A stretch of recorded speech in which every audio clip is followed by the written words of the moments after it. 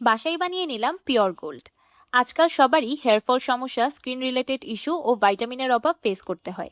দামি দামি সাপ্লিমেন্ট ছাড়াই যদি এই সব সমস্যা থেকে সমাধান পেতে চান তাহলে প্রতিদিন খাওয়া শুরু করুন বায়োটিন লাড্ডু।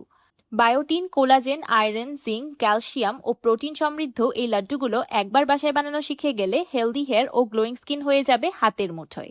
আসসালামু আলাইকুম everyone, I am chef Ishika. Welcome back to iFood channel. Biotin laddu বানানোর জন্য প্রথমে একটি কড়াইয়ে দিয়ে দিচ্ছি 1/3 কাপ তরমুজের বীজ, 1/3 কাপ তিসি বীজ, 1/3 কাপ সূর্যমুখীর বীজ আর 1/3 কাপ কুমড়া বীজ। আরও নিয়েছি 1/3 কাপ সাদা তিল। আমি যেই সাদা তিলটা ব্যবহার করছি সেই সাদা তিলে অল্প পরিমাণে কিছু কালো জিরাও মিক্স করা আছে। এবার চুলার লো ফ্লেমে এই সবগুলো বীজ একসাথে রোস্ট করে নিব। অবশ্যই চুলার লো আছে বীজগুলোকে ভেজে নিতে হবে। বেশি আছে ভাজলে বীজগুলো পুড়ে যেতে পারে। ভাজতে ভাজতে এক পর্যায়ে বীজগুলো ফুটতে শুরু করবে আর এমন একটা আওয়াজ শোনা যাবে।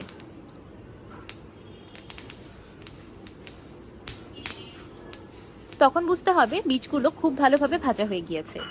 এর থেকে বেশি ভাজা যাবে না, তাহলে কিন্তু ওভারকুক হয়ে যাবে। এবার চুলার ফ্লেমটা অফ করে দিয়ে দিলাম 1/3 কাপ শুকনো নারিকেল কুড়ানো। এবার নারিকেলের গুঁড়া বীজের সাথে 1 মিনিটের মতো ভেজে নিয়ে এটাকে চুলা থেকে নামিয়ে নিই। এবার একটি বাটিতে দিয়ে দিচ্ছি 2 কাপ মিক্সড নাটস। এখানে অলরেডি 4 ধরনের বাদাম মিক্স করা আছে, যেমন কাজু বাদাম, কাঠবাদাম, পিস্তা বাদাম আর চীনা বাদাম। এই বাদামগুলো অলরেডি ওভেনে ড্রাই রোস্ট করা আছে। আপনারা যদি মিক্স নাটস ব্যবহার না করেন তাহলে 1/4 কাপ করে 4 ধরনের বাদাম অ্যাড করে নেবেন। আর অবশ্যই চুলায় শুকনো ফ্রাইং প্যানে বা ওভেনে ড্রাই রোস্ট করে নিতে হবে। এবার একটি প্লেটে ঢেলে দিলাম মিক্স নাটস আর ভেজে রাখা মিক্স সিডস। এবার সবকিছু একসাথে খুব ভালোভাবে মিশিয়ে নিব। হেলদি হওয়ার সাথে সাথে এই বায়োটিন লাড্ডুগুলো খেতেও খুব বেশি টেস্টি, যদি সঠিক উপকরণ সঠিক পরিমাণ দিয়ে বানানো হয়। আচ্ছা, ভালো কথা, শুধু এই বায়োটিন লাড্ডু খেলেই কিন্তু ম্যাজিকের মতো হেয়ার ফল কমে যাবে না। আমাদের সবার চুলের জন্যই ন্যাচারাল অয়েলিং এর প্রয়োজন। আর সেই ন্যাচারাল অয়েলিং এর জন্যই আমি ব্যবহার করি সিক্রেট রোজমেরি অয়েল। এই অয়েলটা একদম হোমমেড। বাজারে পাওয়া অন্যান্য অয়েলের মতো এটা ফ্যাক্টরিতে বানানো হয় না। ঘরোয়া পরিবেশে সম্পূর্ণ ন্যাচারাল ইনগ্রিডিয়েন্টস দিয়ে তৈরি করা হয়। তাই এই রোজমেরি অয়েলটার কোয়ালিটি খুব বেশি ভালো আর চুলের যত্নে অসাধারণ কাজ করে। এই তেলটা চুলে প্রতিদিন লাগানোরও ঝামেলা নেই। সপ্তাহে 2-3 দিন গোসলের 2-3 ঘন্টা আগে লাগিয়ে নিলেই হবে। অয়েলটার টেক্সচারও খুবই বেশি লাইট। দেখতেই পাচ্ছেন অয়েলটা খুব বেশি অয়েলি না। স্কিনে দেওয়ার সাথে সাথেই এত দ্রুত অ্যাবজর্ব হয়ে যাচ্ছে যে এটা স্ক্যাল্পে দিলেও একদমই তেল চিটে লাগে না। আমার চুলে তো এটা খুব ভালো কাজ করে, তাই আপনাদেরও রেকমেন্ড করব আপনারাও একবার ট্রাই করে দেখতে পারেন। আমি এই সিক্রেট রোজমেরি অয়েলটা পারচেজ করেছি গ্লো মিস্টের অফিসিয়াল ফেসবুক পেজ থেকে। তাদের ফেসবুক পেজ লিংক আমি এই ভিডিওর ক্যাপশনে মেনশন করে দিব। এইদিকে বীজগুলো খুব ভালোভাবে ঠান্ডা হয়ে গিয়েছে। এবার এগুলোকে ব্লেন্ড করে নিব। কিন্তু ব্লেন্ড করার আগে অবশ্যই বীজ আর বাদামগুলোকে খুব ভালোভাবে ঠান্ডা করে নিতে হবে। আমি বাদাম আর বীজগুলোকে 2 বারে ব্লেন্ড করব। একবারে ওভারলোড করে ব্লেন্ড করতে গেলে তেল ছেড়ে দিয়ে পেস্টের মতো হয়ে যেতে পারে। আমি গ্রাইন্ডার মেশিনের প্লাস বাটন প্রেস করে করে বাদামগুলোকে খুব ভালোভাবে গুঁড়ো করে নিচ্ছি। এগুলোকে পাউডার করার সময় একটি বিষয় লক্ষ্য রাখতে হবে, ব্লেন্ডার জারটাকে গরম হতে দেওয়া যাবে না, তাহলে কিন্তু পাউডারের পরিবর্তে পেস্ট হয়ে যাবে। সবগুলো বাদাম আর বীজ খুব ভালোভাবে গুঁড়ো করা হয়ে গিয়েছে। আমি একদম ফাইন পাউডার করিনি, অল্প একটু দানাদার রেখেছি, যেন লাড্ডুটা খেতে বেশি ভালো লাগে। যেহেতু হেলদি লাড্ডু বানাচ্ছি, চিনি তো একদমই ব্যবহার করা যাবে না, তাই লাড্ডুটাকে মিষ্টি করার জন্য ব্যবহার করছি খেজুর। তাছাড়া খেজুর ডাইজেশন বা এনার্জি বুস্টের জন্য খুবই বেশি উপকারী। আমি খেজুরগুলোর ভিতর থেকে দানাটাকে বের করে নিয়েছি। এবার খেজুরগুলো খুব ভালোভাবে ব্লেন্ড করে একটা পেস্ট তৈরি করে নেব। আমি সফট খেজুর ব্যবহার করছি যেন খেজুরটা ইজিলি ব্লেন্ড হয়ে যায়। আপনারা আপনাদের পছন্দ অনুযায়ী যে কোনো খেজুর ব্যবহার করতে পারেন। খেজুরগুলো খুব ভালোভাবে ব্লেন্ড হয়ে একটা পেস্ট তৈরি হয়ে গিয়েছে। এবার সরাসরি রান্নায় চলে যাব। একটি ইয়ক প্যানে দিয়ে দিলাম 2 টেবিল চামচ ঘি। ঘিটা হালকা গরম হয়ে যাওয়ার পর দিয়ে দিচ্ছি ব্লেন্ড করে রাখা খেজুর। অনেকেই জানে না, কিন্তু ঘি একদমই আনহেলদি না।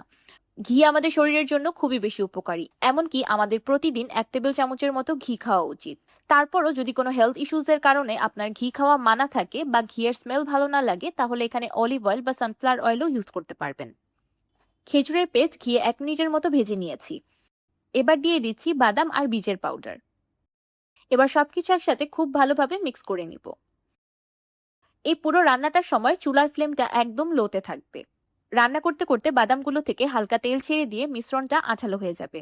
দেখতেই পাচ্ছেন মিশ্রণটা আগে থেকে কতটা আঠালো হয়ে গিয়েছে। এবার এটাকে চুলা থেকে নামিয়ে নিব।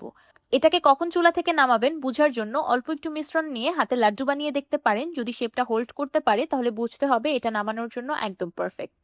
বায়োটিন লাড্ডুর মিশ্রণটা চুলা থেকে নামিয়ে আমি হালকা ঠান্ডা করে নিয়েছি। এবার অল্প একটু মিশ্রণ নিয়ে আমি লাড্ডুগুলো তৈরি করে নিব।